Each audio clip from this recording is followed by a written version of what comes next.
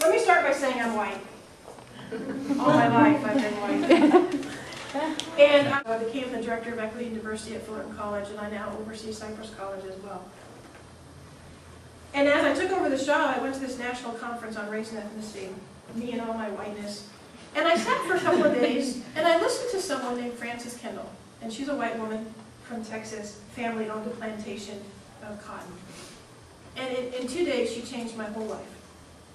I could no longer see the world in the terms that I used to see the world in. And everything changed. Suddenly things made sense to me. And then I wanted to know more about other things. But when I grew up, I was raised to believe in our system of education that America is a meritocracy. And I firmly believe that. Can someone explain to me what a meritocracy is? What does that word mean? Based off of your merits. Yeah. Your merits, what you do. Absolutely. Hence the name, meritocracy. Excellent. But that's true. It means that anyone, if they work hard enough, can succeed in our society. And so I believe that. That's why I believed that my teammates just didn't work hard in school and weren't very smart. But truth be known, I not only learned about whiteness, which I'm going to talk a lot about, but I learned about 3 systems of oppression.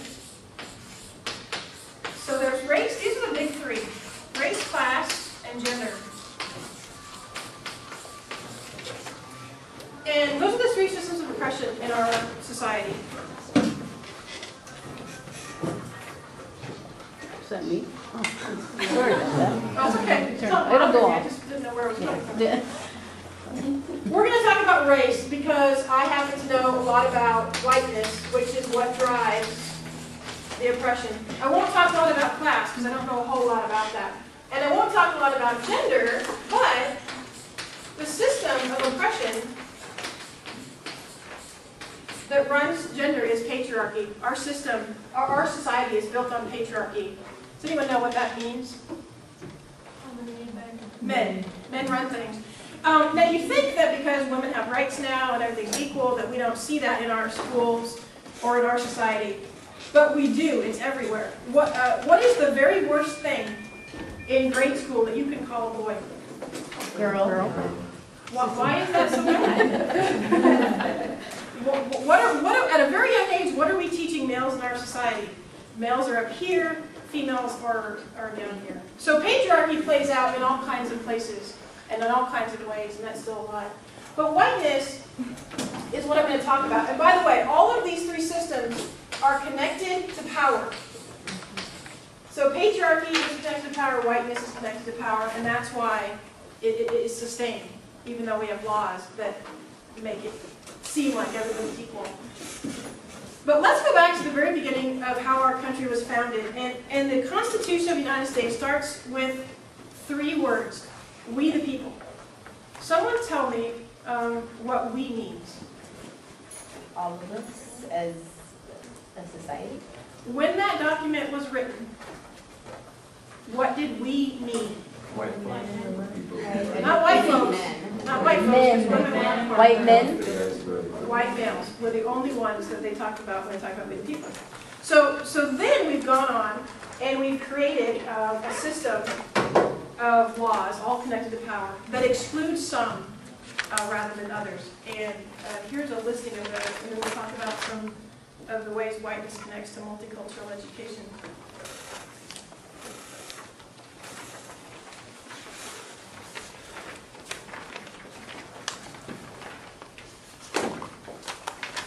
So you'll see that I only go back to 1790.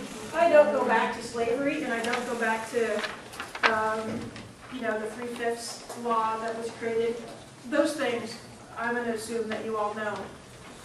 But I'm also going to tell you this.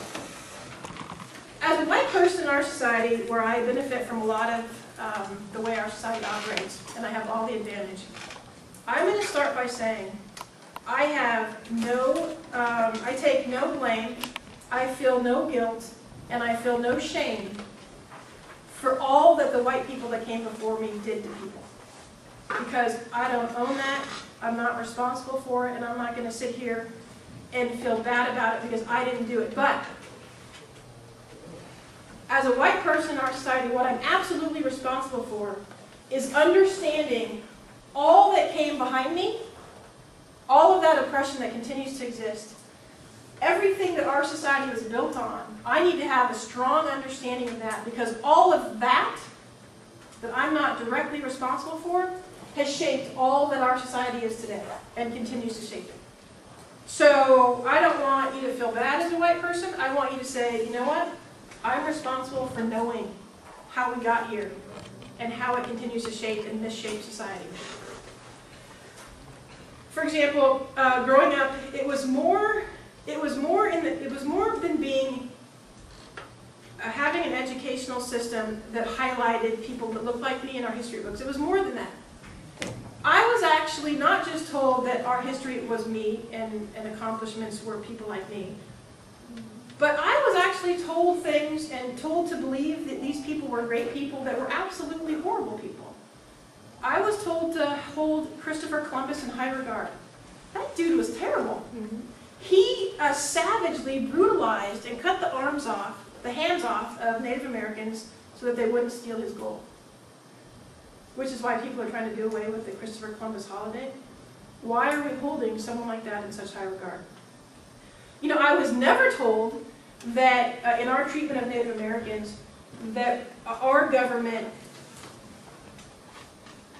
took blankets filled with smallpox and delivered them to Native Americans to decimate them. I was not told these things. These are the things that were kept from me, that only if you read a book like Howard Zinn's People's History do you get an accurate reflection of what history is. And so that's something that I take very seriously.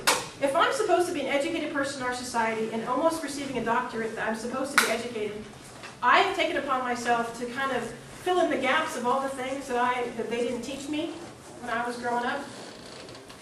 And one of the things that they never taught me was issues of race. What it means to be a white person in this society.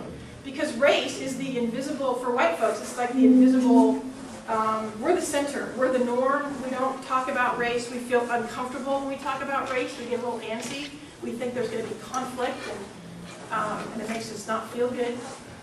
But the truth is that these are things that we really need to understand, because we live in a society that's driven by this whiteness and sense of power, that even though in 1964 we created the Civil Rights Act to make everything equal, which means there's no overt racism that's legal, but we still have all these systems in place that drive our education systems, our healthcare systems, all of that, that continue to perpetuate racism, but in a very subtle way and not so overt way.